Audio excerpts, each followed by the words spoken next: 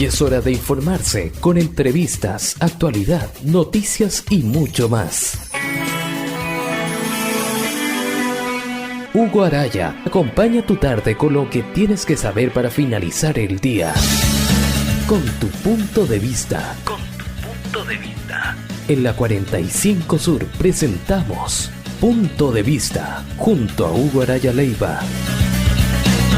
¿Cómo están? Bienvenidos a un nuevo Puntos de Vista. Hoy nos adentraremos a conocer más en profundidad un proyecto emblemático que acaba de ser aprobado y que consiste en un proyecto de transporte colectivo mayor para Coyhaique. Buses eléctricos que van a circular por las calles de nuestra ciudad, así que hemos llegado hasta el Ministerio de Transportes y Telecomunicaciones a conversar con el Ceremi Hans Zimmermann sobre este tema que sin duda ha generado un alto interés ciudadano. Acompáñennos a esta entrevista de hoy acá en Puntos de Vista.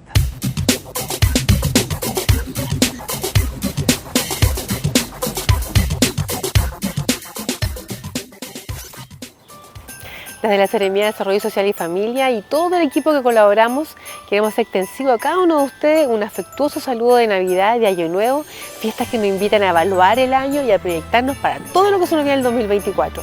Vaya para ustedes nuestro mejor deseo y compromiso y trabajo mancomunado por nuestra región de Aysén y por seguir avanzando con un Chile justo, solidario y sobre todo inclusivo.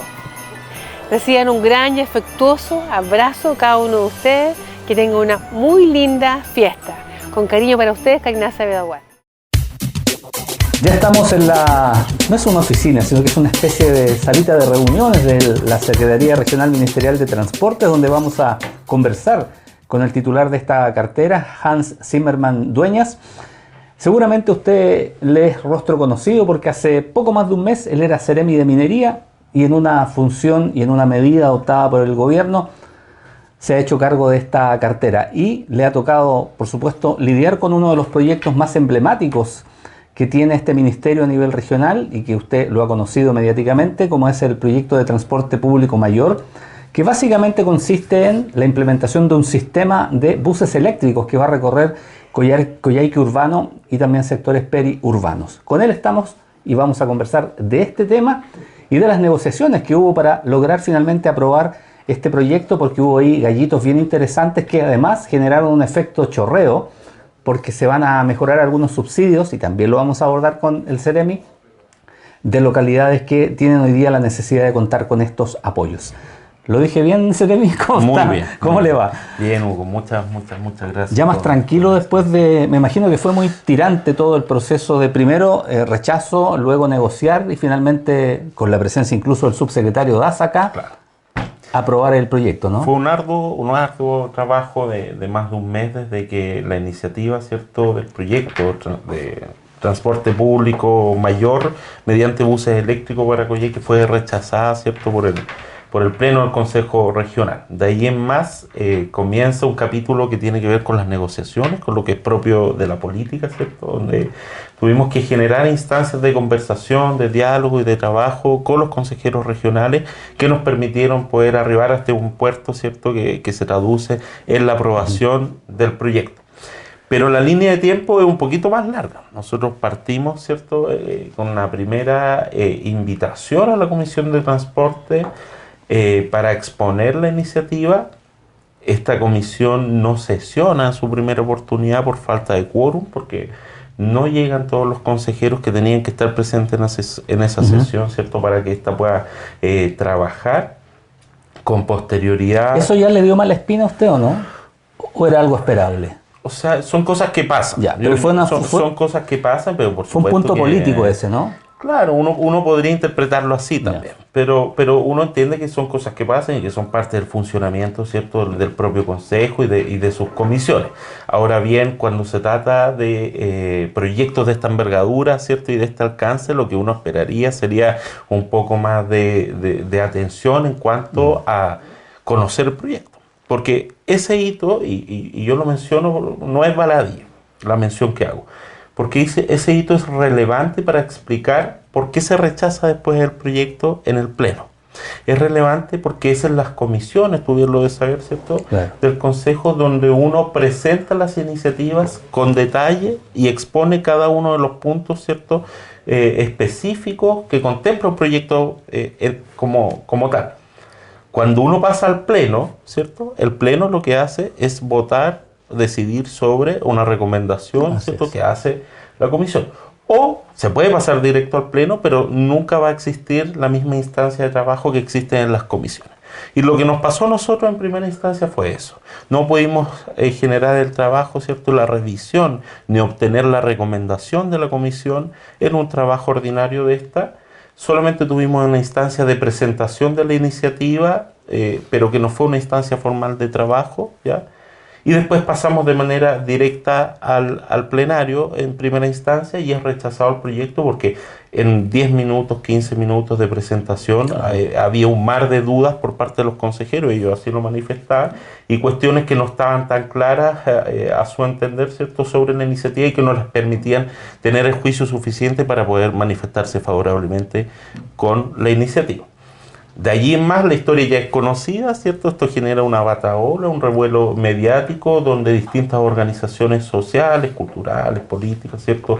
Y de la sociedad civil, digamos, desde ciclistas, juntas de vecinos, clubes de adultos mayores, se suman al rechazo, ¿cierto?, de la decisión que toma el Pleno del Consejo en su oportunidad y manifiestan su apoyo al proyecto. Y ahí viene una escalada, ¿cierto?, de iniciativas a nivel local, que terminan en jornadas de participación, en jornadas, ¿cierto?, informativas junto al gobierno regional, y es donde nosotros empezamos a configurar el trabajo con los mismos consejeros que tienen la voluntad, y esto hay que decirlo así, de poder sentarse a trabajar con nosotros, de revisar la iniciativa en profundidad y en detalle, y también revisar otros aspectos que son de interés de la comisión propiamente tal, que tiene que ver con los subsidios. Entiendo que en esa etapa, desde el rechazo hasta la aprobación, hubo un actor negociador clave por parte del ministerio, que entiendo es un funcionario del área de subsidios del nivel central. Él estuvo acá y finalmente también vino el subsecretario. ¿Qué rol tuvieron o qué rol cumplieron ellos en esta negociación? Ellos tuvieron que asumir compromisos ministeriales para que esto avanzara y para que los consejeros que estaban a favor de rechazar cambiaran su postura. Claro, uno de los elementos centrales de la conversación con los consejeros tiene que ver con el estado de los demás subsidios, ¿cierto?, que financia el Ministerio a nivel regional y de las proyecciones para el año 2024. ¿Ya? Y en ese contexto es que la aparición del jefe nacional de la División de Transporte Público Regional, o jefe de subsidios si se quiere, interviene, ¿cierto?, en esta jornada informativa que generamos junto al gobierno regional. Y antes de esa jornada nosotros tenemos una conversación, una reunión privada con la misma comisión, y en esa reunión pudimos abordar una serie, ¿cierto?, de aspectos que eran de preocupación de los mismos consejeros, particularmente de las provincias que no son la provincia de Coyhaique. Ya estamos hablando de la provincia de Aysén, la provincia de Cochrane, que era de Capitán Prat, perdón, y General Carrera. Porque hay requerimientos, las necesidades son infinitas, ¿cierto? Y por supuesto que los consejeros se deben a su electorado y a sus provincias. Y la conversación empieza a girar en torno a eso y nos permitió un primer acercamiento, ¿cierto? Y una demostración de buena fe, además. O sea, acá, y yo lo reitero ahora y lo dije en su oportunidad, lo que había que intentar hacer era buscar criterios que nos permitan, ¿cierto?, acercarnos en torno a las necesidades que tienen las otras provincias, no en un afán de compensación claramente, pero sí a mostrar cuál es el proyecto que tiene el ministerio en cuanto al presupuesto y a los subsidios para el año 2024. Abrimos la conversación, o sea, nosotros ya teníamos una hoja de ruta, una planificación para mejorar subsidios e instalar nuevos subsidios para próximos años, pero eso había que colectivizarlo con los consejeros y eso fue lo que hicimos. Perfecto. Cuando uno analiza la postura de quienes al principio rechazaron y finalmente terminan aprobando, salvo la consejera Paulina Hernández, que votó en contra, uno se da cuenta que hay un transitar político y técnico además, porque me imagino que ellos lo hicieron con la convicción de que el proyecto es bueno y que técnicamente es viable, pero también, usted lo decía, pensando en los electores, o sea, sería súper impopular aparecer como un actor que se niega a generar un proyecto de transporte mayor como ese para la principal ciudad de la región. Hoy día, ¿cómo quedan las confianzas? ¿Cómo queda ese sustrato político al interior del CORE para el ministerio, para su cartera, pensando que este proyecto es muy emblemático, va a tener todas las miradas puestas encima? ¿Y qué viene ahora del proyecto una vez que ya se aprobó? ¿Cuáles son las etapas para que la gente vaya entendiendo que una vez que se aprobó vienen etapas que son súper calendarizadas, ¿no? Claro, o sea, lo que viene ahora, ¿cierto?, es la firma del convenio de transferencia de recursos con el gobierno regional, y esa es una cuestión que es clave y que puede avanzar este año. Luego de ello viene, ¿cierto?, la publicación de las bases de licitación y la apertura de la licitación propiamente tal, y la aparición de los oferentes para poder avanzar en la adjudicación. En esa firma quedan contempladas las platas, los recursos del GORE y del ministerio, el tiro, el fondo. Eso es lo más relevante de todo, si es que se piensa que finalmente no sabemos si es que la próxima administración va a ser de esta tendencia o la otra, o quién va a estar en el ejecutivo del gobierno regional, ¿cierto?, en el próximo periodo. El convenio es lo que cristaliza de una u otra forma, ¿cierto?, el compromiso. Y eso permite que la administración que venga se tenga que ceñir a este compromiso que tiene el ministerio, a este compromiso que tiene el gobierno regional, y se dispongan los recursos para financiar este proyecto de 40.000 millones de pesos. Seremi, ¿ustedes van a ver proyectos similares en otras ciudades del país para un poco hacer los términos de referencia de la licitación y darle ese sello territorial que quieren tener acá, ¿no? Me imagino que esto no es fácil, licitar un proyecto de esta envergadura. Por supuesto, está la experiencia de Antofagasta, la experiencia de Punta Arenas, que nosotros miramos muy de cerca, y ahí también está el background, ¿cierto?, que tiene el ministerio en cuanto a poder manejarse con los inversionistas, con las empresas que son proveedoras de buses y que son contactos que existen, ¿cierto?, y que nos permiten a nosotros poder establecer en la misma bases de licitación las exigencias particulares que pueda tener nuestra región, sobre todo en cuanto a las bajas temperaturas. O sea, esa es una cuestión clave.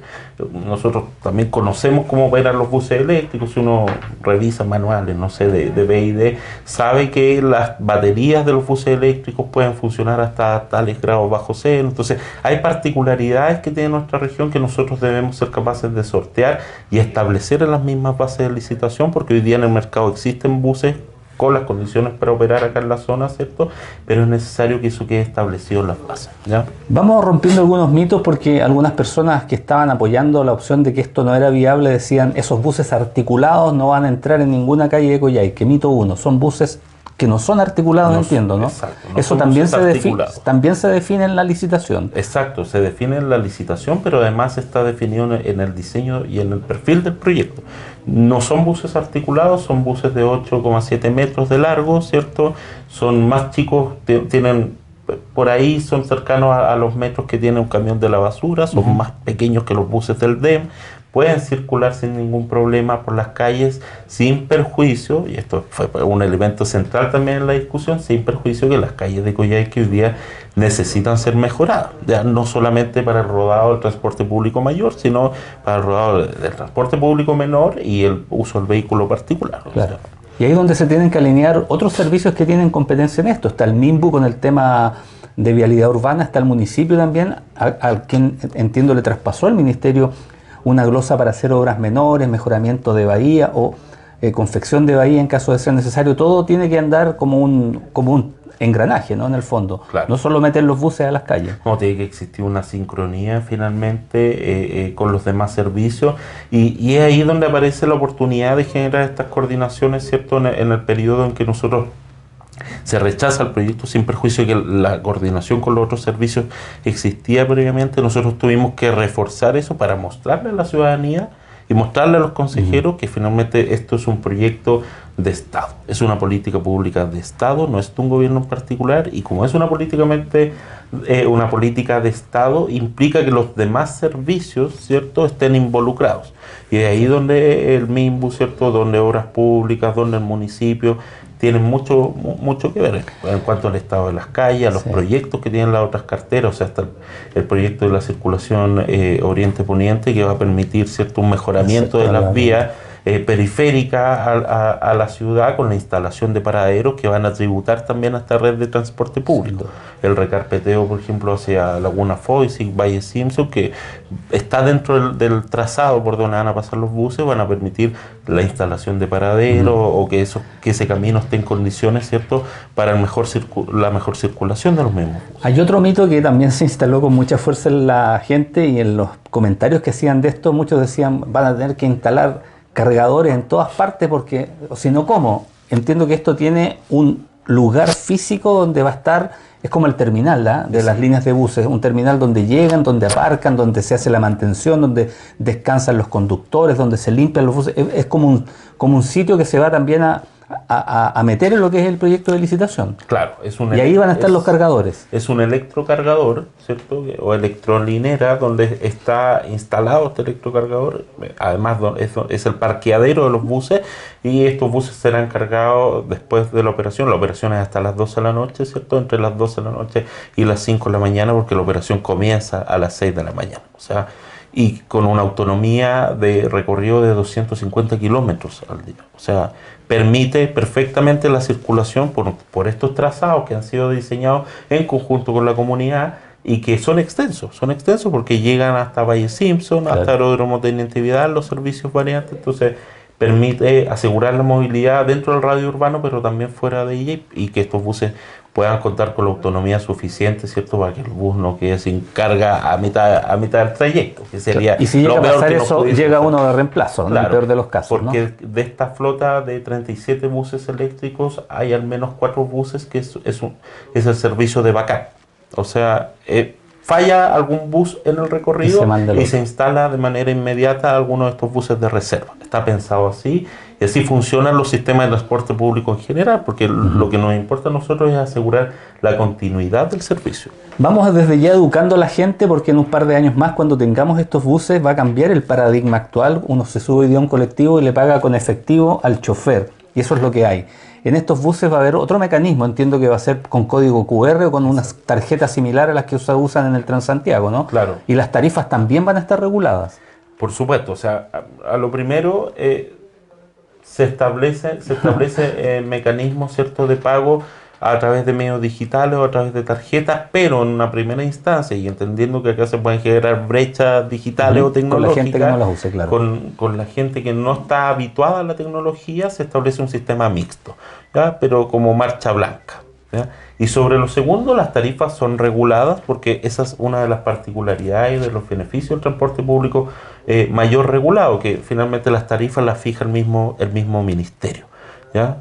Y eso nos permite que adultos mayores, que estudiantes puedan acceder a tarifas rebajadas, situación que no ocurre hoy día y que en el resto del país existe, ¿cierto?, en el transporte público, donde los adultos mayores tienen tarifas muy rebajadas o costo cero, y donde los estudiantes, gracias a la tarjeta nacional estudiantil, pueden acceder a rebajas tarifarias, claro, cosa que acá en la región de Aysén no ocurre. Otro tema relevante es que esto contribuye, claro, el ser eléctrico, a un tema que en Coyhaique es tremendo tema, que es la contaminación atmosférica. Estos buses, cero contaminación, cero emisión. Cero emisión y cero ruido, además. O sea, contribuyen a tener una ciudad más amigable, incluso en ese sentido. O sea, cualquiera, todos acá hemos estado en ciudades grandes, y, o sea, los bocinazos, los ruidos de las micros es una cuestión ensordecedora en otras regiones con estos sistemas, ¿cierto?, de buses que no son eléctricos o que son a diésel tradicionales. Y la gracia del transporte público es que cero emisiones, porque no contamina el uso de energía eléctrica, pero además no emite ruido la marcha del mismo bus. Perfecto. Otro mito que también la gente dice: van a desaparecer los colectivos, se van a ir a la quiebra, se va a afectar ahí una fuente laboral de miles de personas que hoy día se dedican con su taxi a hacer los recorridos. Hablamos en otro medio de esto, aquí va a quedar espacio de sobra para que se puedan complementar los buses eléctricos con los actuales taxis colectivos, ¿no? Por supuesto, es de todo nuestro interés. O sea, a partir del reconocimiento de que el taxi colectivo, el transporte público menor, ha sostenido la movilidad de los habitantes de Coyhaique por años. Así es. ¿Ya? Y eso también implica un reconocimiento dentro de lo que es la ciudad, Y nosotros lo hemos conversado. Acá hay varias formas, lo hemos conversado con el gremio, hay varias formas de abordar esto. Por un lado, generar iniciativas que les permitan, ¿cierto?, a los operadores de transporte público menor renovar sus taxis, pero cambiarse a la electromovilidad. Y en esa línea hay un proyecto que estamos trabajando, ¿cierto?, con la Seremi de Energía, que se llama Mi Taxi Eléctrico, que permite que los operadores puedan cambiarse a la electromovilidad. Pero por otro lado, el que nosotros podamos intervenir y dirigir los trazados y los recorridos permite que existan vías donde el transporte público mayor no se tope con el transporte público menor, ¿ya? Y es así como en las grandes ciudades los buses conviven, ¿cierto?, con los taxistas, porque el taxi puede llegar a sectores donde no llega el bus. Exacto. Pasajes más. Entonces lo que tenemos que generar acá es un esquema que permita la convivencia de estos dos medios de transporte y la subsistencia al transporte público menor, que también es fundamental para la movilidad de nuestra comuna. Hay gente que va a seguir prefiriendo el taxi. Finalmente, Seremi, también hay un tema que lo mencionó bien a la pasada, pero esta negociación también conlleva mejorar subsidios de localidades que hoy día dependen de los mismos, localidades más del interior que tienen subsidio aéreo, lacustre y otros. Eso se robustece precisamente como parte de esta negociación, o sea, se van a mejorar los montos y la calidad de los subsidios que se brindan en estos sectores o en estas provincias que hoy día dependen mucho de esos beneficios, ¿no? Exactamente, este fue uno de los elementos centrales, ¿cierto?, para destrabar la conversación con el Consejo Regional. Y tenemos todo un plan de trabajo, un plan de cobertura adicional para el año 2024 que implica habilitar nuevos subsidios y mejorar los subsidios existentes. Y en ese sentido, y solo por dar algunos ejemplos, en lo que es conectividad marítima, que es uno de los subsidios más costosos para el Ministerio, el Ministerio de Transporte solamente el año 2023 invirtió 15.000 millones de pesos en servicios subsidiados en la región de Aysén, y dentro de esos el más costoso es el marítimo, ¿cierto?, de la ruta cordillera que presta Naviera Austral. Y ahí nosotros hay varios compromisos. Primero, agregar una vuelta adicional de la barcaza en la ruta corta que hace entre Quellón y Puerto Cisne, ¿ya? Esto para dar cobertura a la necesidad de movilidad de los habitantes, pero también permitirle a los productores, a los pescadores, poder tener movilidad y sacar sus productos. Un servicio de carga peligrosa para el litoral de Aysén. Es otro de los compromisos. Exclusivo para el litoral de Aysén, con una frecuencia mensual. Es una demanda histórica de los habitantes de nuestro litoral que hoy día no tienen acceso, ¿cierto?, o pagan grandes costos por poder acceder al combustible, al gas y estas cuestiones que son básicas para la subsistencia, más en lugares tan remotos como nuestro litoral. Por otro lado, la habilitación de subsidios aéreos en la provincia de Capitán Prat, particularmente en Cochrane y en Tortel. Esto es algo que ya está bastante avanzado. Se hicieron instancias de participación ciudadana en ambas comunidades en el mes de septiembre, ¿cierto? Se conversó con las personas, es un compromiso ya del Ministerio y que va a permitir que los habitantes, ¿cierto?, del interior de nuestra región puedan acceder a un servicio aéreo como alternativa al transporte terrestre. Mejorar además la conectividad entre Islas Huichas y Puerto Chacabuco. Esto se enmarca dentro del plan que tiene el Ministerio y se llama Barcazas para Chile. También la habilitación de servicios escolares entre Valle Simpson y Villa Frey. Ahí hay una cuestión que es súper sensible y que a nosotros nos preocupa mucho, que es que los estudiantes, ¿cierto?, de estas localidades tienen que caminar incluso para poder llegar al colegio, ¿ya? Y eso es una cuestión que hoy día, en el año 2023, en el año 2024, no podemos aceptar, ¿ya? La instalación de un servicio escolar allí y también en Lago Verde son claves para asegurar el derecho a la educación de nuestros niños y de nuestros estudiantes de la región. Y así una lista, ¿cierto?, de mejoras que además son muy requeridas por la comunidad y por los mismos consejeros como portavoces, ¿cierto?, claro, ellos de sus provincias. Gracias, Seremi. Que nos siga yendo bien a todos. Muchas gracias, Hugo. Siempre es grato tener estas conversaciones. Qué bueno. Rico su café, me gustó. Bueno. Estaba mejor, Sí. estaba mejor que el de minería. Sí. Estaba más rico.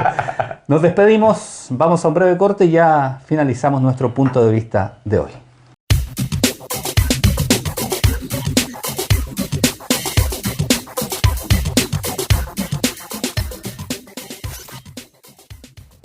Bien, luego de la entrevista con el Seremi de Transportes, Hans Zimmermann, hemos llegado hasta la Plaza Angol para cerrar nuestro punto de vista de hoy. Desde este lugar icónico en el centro de Coyhaique, contarles y recordarles que estamos junto a Aysén Televisión para que ustedes puedan seguir nuestro programa en Puerto Aysén, Puerto Cisnes, Chile Chico y Cochrane. Estamos también en Melinca y con nuestra red regional de emisoras asociadas, para que no se pierdan los detalles de la entrevista que hoy tuvimos con el titular de Transportes, que nos dejó al tanto de un futuro bien próximo, en 2-3 años más, Coyhaique va a tener circulando por sus calles buses eléctricos, que van a pasar seguramente por Magallanes, por 12 de octubre, y que le van a dar un nuevo rostro al transporte mayor acá en nuestra capital regional. Hasta la próxima semana con un nuevo invitado o invitada en Puntos de Vista. Hugo Araya acompañó tu tarde con lo que tienes que saber para finalizar el día. Con tu punto de vista, en la 45 Sur hemos presentado Punto de Vista junto a Hugo Araya Leiva. Te esperamos en nuestra próxima edición, aquí en Radio 45.cl.